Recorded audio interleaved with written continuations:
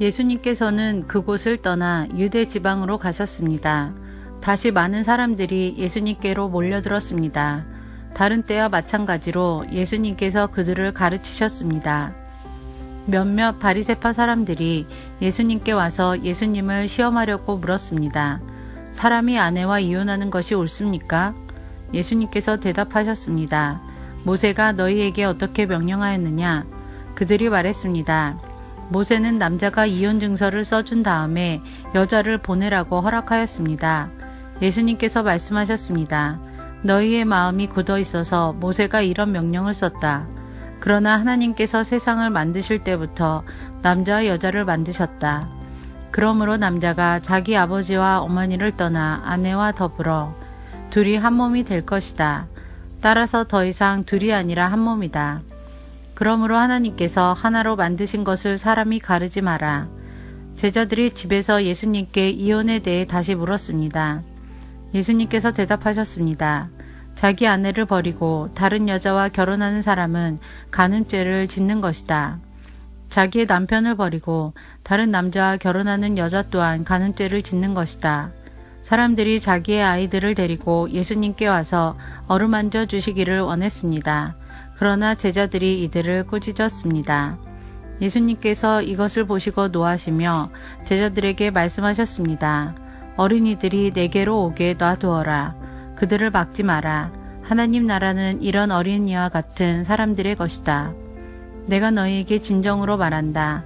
어린이처럼 하나님 나라를 받아들이지 않는 사람은 결코 그곳에 들어가지 못할 것이다. 그리고 예수님께서 어린이들을 팔에 안으시고 손을 얹어 축복하셨습니다. 예수님께서 길을 떠나시려고 할 때 한 사람이 달려와서 예수님 앞에 무릎을 꿇었습니다. 그리고 여쭈었습니다. 선하신 선생님, 영원한 생명을 상속받으려면 무엇을 해야 합니까? 예수님께서 대답하셨습니다. 왜 나를 선하다고 하느냐? 오직 하나님 외에는 아무도 선하지 않다. 내가 계명을 안다. 살인하지 마라, 간음하지 마라, 도둑질하지 마라, 거짓 증거를 대지 마라, 속이지 마라, 내 부모를 공경하여라. 그 사람이 말했습니다. 선생님, 저는 어려서부터 이 모든 계명들을 다 지켰습니다. 예수님께서 그 사람을 보시고 사랑스럽게 여기셨습니다. 그리고 말씀하셨습니다.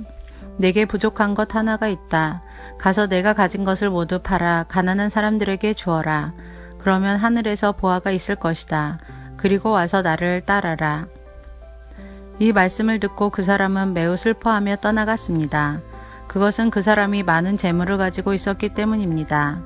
예수님께서 제자들을 보시며 말씀하셨습니다. 부유한 사람이 하나님 나라에 들어가는 것이 얼마나 어려운가. 제자들은 예수님의 말씀에 놀랐습니다. 예수님께서 다시 말씀하셨습니다. 얘들아, 하나님 나라에 들어가는 것이 얼마나 어려운지 부자가 하나님 나라에 들어가는 것보다 낙타가 바늘길을 지나가는 것이 더 쉬울 것이다. 제자들은 더욱더 놀라며 서로 말하였습니다. 그러면 과연 누가 구원받을 수 있을까? 예수님께서 제자들을 바라보시며 말씀하셨습니다. 사람은 할 수 없으나 하나님께서는 할 수 있다. 하나님께는 모든 것이 가능하다. 베드로가 예수님께 말했습니다. 보십시오. 우리는 선생님을 따르려고 모든 것을 버렸습니다. 예수님께서 말씀하셨습니다. 내가 너희에게 진정으로 말한다. 나와 복음을 위해 자기 집과 형제, 자매, 어머니, 아버지, 자식 또는 밭을 버린 사람은 이 세상에서 핍박과 함께 집, 형제, 자매, 어머니, 자녀, 그리고 밭을 100배로 받을 것이다. 그리고 오는 세대에서는 영원한 생명을 얻을 것이다. 첫째가 꼴찌가 되고 꼴찌가 첫째가 되는 사람이 많을 것이다. 예루살렘으로 올라가는 길에 예수님께서 사람들보다 먼저 걸어가셨습니다. 제자들이 놀랐고 뒤따르던 사람들도 두려워했습니다. 예수님께서 12 제자를 따로 부르셔서 어떤 일이 예수님에게 일어날지 말씀하시기 시작하셨습니다. 보아라, 우리는 지금 예루살렘으로 간다. 인자가 대제사장과 율법학자들에게 넘겨질 것이다. 그들은 인자에게 사형을 선고하고 이방 사람들에게 넘겨줄 것이다. 이방 사람들은 인자를 조롱하고 침을 뱉고 채찍으로 때리고 죽일 것이다. 그러나 인자는 3일 뒤에 다시 살아날 것이다. 세베대의 두 아들인 야고보와 요한이 예수님께 와서 말했습니다. 선생님, 우리의 소원을 들어주시기 원합니다. 예수님께서 물으셨습니다. 너희가 내게 무엇을 원하느냐? 그들이 대답했습니다. 저희가 주의 영광스러운 나라에서 선생님의 오른쪽과 왼쪽에 앉게 허락해 주십시오. 예수님께서 대답하셨습니다. 너희가 요구하는 것이 무엇인지를 알지 못하는구나. 너희는 내가 마시는 잔을 마실 수 있느냐? 그리고 내가 받는 세례를 받을 수 있느냐? 그들이 대답했습니다. 예, 우리는 할 수 있습니다. 예수님께서 그들에게 말씀하셨습니다. 내가 마시는 잔을 너희가 마시며 내가 받는 세례를 너희가 받을 것이다. 그러나 내 오른쪽이나 왼쪽에 앉는 것은 내가 허락하는 것이 아니다. 이 자리들은 정해놓은 사람에게 돌아갈 것이다. 이 말을 듣고 나머지 10명의 제자들이 야고보와 요한에게 화를 내기 시작했습니다. 예수님께서 제자들을 부르시고 말씀하셨습니다. 너희가 아는 것처럼 이방 사람들의 통치자라는 사람들은 사람들을 지배하려고 한다. 고관들도 사람들에게 세도를 부린다. 그러나 너희는 그래서는 안 된다. 누구든지 너희 중에서 높아지려거든 종이 되어야 한다. 누구든지 너희 중에서 첫째가 되려거든 모든 사람이 종이 되어야 한다. 인자도 섬김을 받으러 온 것이 아니라 섬기러 왔다. 인자는 자기 생명을 많은 사람의 대속물로 주려고 왔다.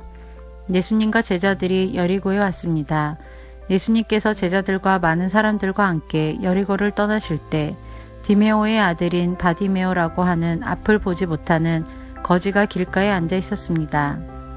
나사렛 예수님이라는 소리를 듣고 그는 소리 지르기 시작했습니다. 다윗의 자손 예수님, 제게 자비를 베풀어 주십시오. 많은 사람들이 그에게 조용히 하라고 엄하게 말했습니다. 그러나 그는 더욱더 크게 소리쳤습니다. 다윗의 자손이시여, 제게 자비를 베풀어 주십시오. 예수님께서 멈추셔서 말씀하셨습니다. 그 사람을 이리 데리고 오너라. 사람들이 그를 불렀습니다. 안심하고 일어나게. 예수님께서 자네를 부르고 계시네. 그는 겉옷을 거기에 두고 벌떡 일어나 예수님께로 갔습니다. 예수님께서 그에게 물으셨습니다. 무엇을 해주길 원하느냐?